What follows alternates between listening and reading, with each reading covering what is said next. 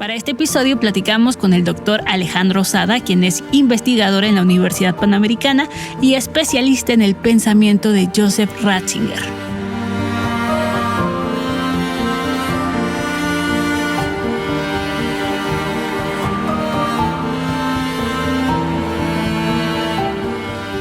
Doctor Alejandro Sada, muchas gracias por la oportunidad de platicar sobre esta figura dual que representó Joseph Ratzinger, así como del Papa Benedicto XVI para la Iglesia Católica Mundial. Y es que de forma mediática vimos un personaje discreto, pero ¿cómo podemos definir su legado tanto como obispo como de papa? Bueno, yo creo que a Joseph Ratzinger habría que distinguirlo como el teólogo hasta el 2005 y posteriormente el papa. Tiene un inmenso legado tanto como teólogo y también como papa. Entonces habría que hacer esa primera distinción.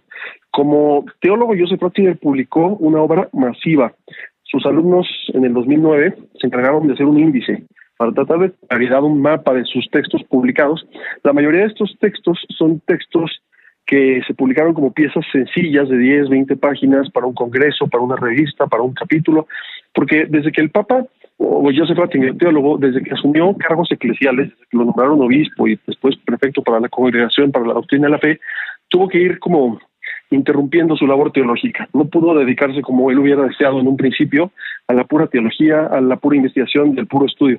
Así que en lugar de ser inmensas obras sistemáticas, monográficas, volúmenes como de un solo tema, lo que tuvo que hacer fue reflexiones pequeñas de 10, 20 páginas caleidoscópicas, fragmentarias, que son muchísimas, ¿no? Se llegaron a enumerar más de 1,300 títulos publicados por Joseph Ratzinger, teólogo. Además de esos 1,300 títulos, hay una serie de libros, son como 130 más o menos. Y de esos 130 libros, la mayoría son compilaciones o antologías que reúnen varias de esas piezas, de esas 1,300 que acabo de mencionar. Entonces se van publicando como colecciones de textos ordenados temáticamente sobre la fe, sobre la iglesia, sobre la Eucaristía, sobre la familia, sobre cualquier tema, ¿no? Se pueden reunir muchos artículos de Ratzinger y publicarlos como un libro. Pero además de esas compilaciones o antologías, tiene varios libros escritos como libros, no como compilaciones de artículos, sino como libros propiamente. Por ejemplo, se me vienen ahora a la mente, primero su tesis doctoral sobre San Agustín, después su tesis de habilitación sobre Buenaventura, es una obra muy grande, después su famoso libro Introducción al Cristianismo, que en 1968 lo lanzó al estrellato, porque solo en un año se reeditó, no me acuerdo cuántas veces, pero como 10 veces, ¿no? Fue un libro, un bestseller en su tiempo, que lo hizo famoso como teólogo. Después, Introducción al Cristianismo, El espíritu de la liturgia, Escatología, su obra monumental dedicada a Jesús de Nazaret. En fin, estos son libros en sí mismos hechos y pensados como libros. Entonces su obra es muy vasta, tiene un espectro muy amplio de temas. Si hubiera que destacar alguna cosa, yo diría, Joseph Ratzinger es ejemplar para dialogar. Tiene una capacidad para dialogar no solamente con gente que piensa igual que él. Joseph Ratzinger desde luego dialoga con católicos, pero también dialoga con católicos que tienen una perspectiva distinta y con cristianos que no son católicos y con otras religiones que no son cristianas e incluso con otras personas que no profesan ninguna religión, ¿no? Entonces el gran legado de Joseph Ratzinger, además de ser un inmenso teólogo, es que en un periodo muy breve de tiempo, es un pontificado que dura 8 años, hace un magisterio muy sólido articulado en torno sobre todo a 3 temas que corresponden a las 3 virtudes teologales: la fe, la esperanza y la caridad. Benedicto XVI tiene mucho interés en abrir nuevas cosas para que el mundo contemporáneo pueda creer, pueda encontrar otra vez las razones para descubrir que la fe es algo creíble, algo que me interpela a mí, algo que le permite darle un sentido a mi vida. Entonces, él quiere como aclarar y despejar esas rutas para que cada quien pueda encontrar ese camino hacia la fe cristiana. Por otro lado, el segundo gran tema es la esperanza. Benedicto XVI está muy interesado en mostrarnos que el mal, que nos preocupa, que se deja ver con mucha crueldad en la historia, que el mal no puede tanto, que el mal no tiene la última palabra. De modo que para él también la esperanza es un gran tema, ¿no? Y la esperanza no es nada más algo que apunte al mundo futuro. Claro, los cristianos estamos en el mundo futuro, como lo decimos en el credo, pero la esperanza no es nada más creer en el mundo futuro. Esa creencia en el mundo futuro transforma ya, o debe transformar ya, el modo en que comprendemos nuestra vida presente, nuestra vida hoy, aquí y ahora. Y el tercer gran tema es la caridad o el amor. No se puede nada más pensar en contemplar a Dios y creer en Dios y que eso no se refleje en la vida, que eso no se refleje de ninguna manera en mi existencia. Si yo de verdad creo en un Dios que es amor y creo que la existencia tiene un sentido y que Dios se ha manifestado y me ha redimido y me ha dado una vocación, pues naturalmente eso tiene consecuencias para mi vida práctica. Eso reclama de mí una respuesta que se puede resumir con la palabra caridad. Y por eso Benedicto XVI tiene 2 encíclicas que se dedican al tema del amor. La primera, Dios es amor. La segunda, el amor en la verdad. Bueno, esta fue la tercera que publicó, pero es la segunda sobre el amor. Luego tiene una gran encíclica, mi favorita, sobre la esperanza, que se llama Spes Salvi, la esperanza en la salvación. Y por último tiene una encíclica que ya no publicó él, sino que publicó el Papa Francisco, que se llama Lumen Fidei, la luz de la fe. Entonces vemos cómo siempre están estos 3 temas, ¿no? La fe, la esperanza y la caridad. Como usted lo menciona, doctor, Ratzinger contó con un gran antecedente teológico y de una mejor búsqueda para impulsar a la religión católica, pero también se destaca su actuación al frente a los mecanismos de tolerancia cero ante los casos de pederastía. ¿Qué piensa de ello?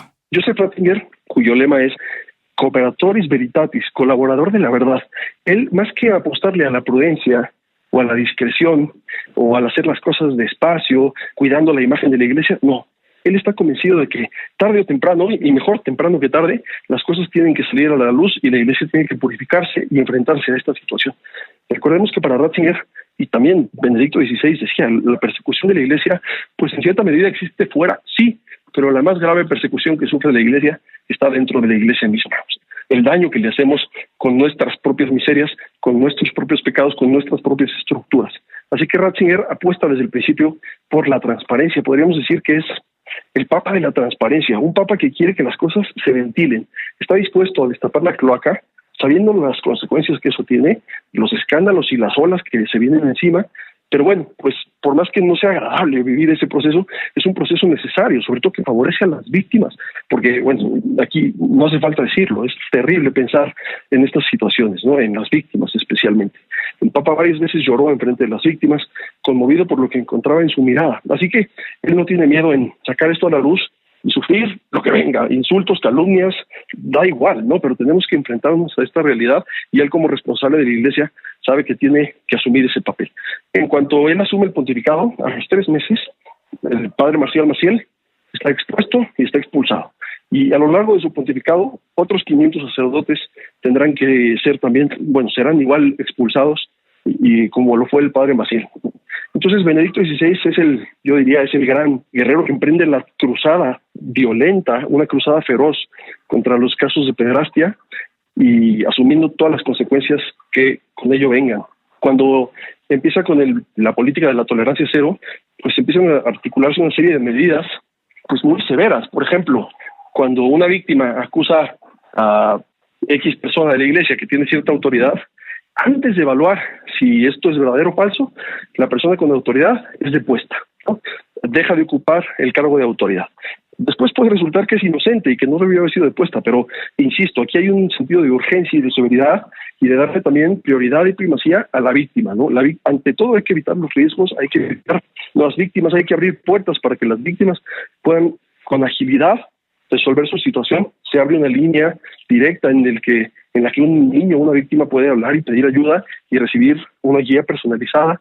Se establecen también reglas para que las organizaciones eclesiásticas envíen a las autoridades civiles a las personas acusadas para que por allí, por la vía civil, prosiga la investigación y se tomen todas las medidas de justicia.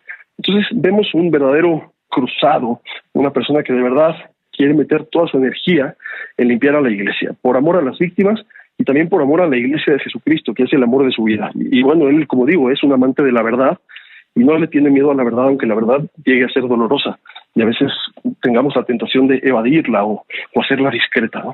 Por último, doctor, ¿cómo considera la respuesta del Vaticano para llevar a cabo este proceso funerario, que literalmente pues fue enterrado por otro papa, una situación histórica? Yo creo que es un evento sin precedentes. Nunca habíamos visto a un papa enterrar a su antecesor, ¿no? Y en la historia esto es totalmente inédito. Entonces no tenemos protocolos claros en ese sentido. No sabemos, según el texto, según la regla, según la norma, cómo uno tiene que proceder. Lo que esperamos, por default, podríamos decir, o que esperaríamos por default sería que a Benedicto XVI se le tratara por lo menos como a un obispo, porque, bueno, no deja de ser un obispo, pero ya no es papa en el momento en el que muere. Ser papa emérito no es lo mismo que ser papa. Entonces, no aplican exactamente igual las reglas que se siguen en el protocolo de un sumo pontífice que en la muerte de un papa emérito que al momento de su muerte no es papa. Entonces, las cosas como que quedan a merced de la decisión del Papa Francisco. Ahora, el Papa Francisco, que en varias ocasiones se ha manifestado a favor del pontificado de Benedicto XVI y que se ve una continuidad y se ve un cariño y se ve una familiaridad cercana, un respeto, pues era de esperarse que el Papa Francisco no pusiera a Benedicto XVI por, pues nada más en el lugar de un obispo, ¿no? Sino que obviamente él asume pues la presidencia de los ritos funerarios, y a mí me ha gustado la respuesta. Al parecer, yo no he tenido la oportunidad de estar en Roma, me hubiera encantado, pero lo que he podido ver en los medios es muchísimo cariño de la gente. No han parado de alargarse y recorrerse las enormes filas para prestarle respetos al Papa Emérito. Entonces, me parece que será enterrado en la capillita que está debajo de la Basílica de San Pedro, en donde en algún tiempo estuvo el Papa Juan Pablo II. Hay fotos en las que el mismo Benedicto XVI reza en esa tumba de Juan Pablo II, y precisamente en esa tumba en la que estuvo su antecesor, él estará ahora enterrado. Entonces, a mí me gusta la respuesta que ha habido por parte de la Iglesia y del Vaticano ante la muerte de Benedicto XVI. Estoy esperando con ansia las palabras que va a dirigir a la Iglesia Universal el Papa Francisco el día de mañana en su homilía. Me parece que serán palabras para la historia, y también estoy convencido de que lo he oído por todas partes, ¿no? Esta gente que de verdad conoció de cerca a Benedicto XVI, y también en el mundo intelectual, los católicos del mundo intelectual que percibieron esa inmensidad de su magisterio, cómo poco a poco empieza a cuajarse la idea de que tarde o temprano tendrá que ser nombrado doctor de la Iglesia, porque un doctor de la Iglesia es un maestro de la fe para su tiempo, y eso es precisamente lo que ha sido Benedicto XVI para el siglo XX y XXI, un maestro de la fe y una luz para los que están de pronto perdidos o se sienten perplejos en la oscuridad de la vida. Bueno, leer a Benedicto XVI es fascinante, es un descanso para el alma, ofrece luces para poder poner las piezas de la vida en su lugar. Entonces, yo creo que lo veremos, espero, mientras yo viva, ¿no? Porque a veces pienso que estos procesos son tan lentos que a lo mejor le tocará verlo a mis hijas o a mis nietos, pero bueno, yo deseo de corazón poder ver a Benedicto XVI nombrado doctor de la Iglesia.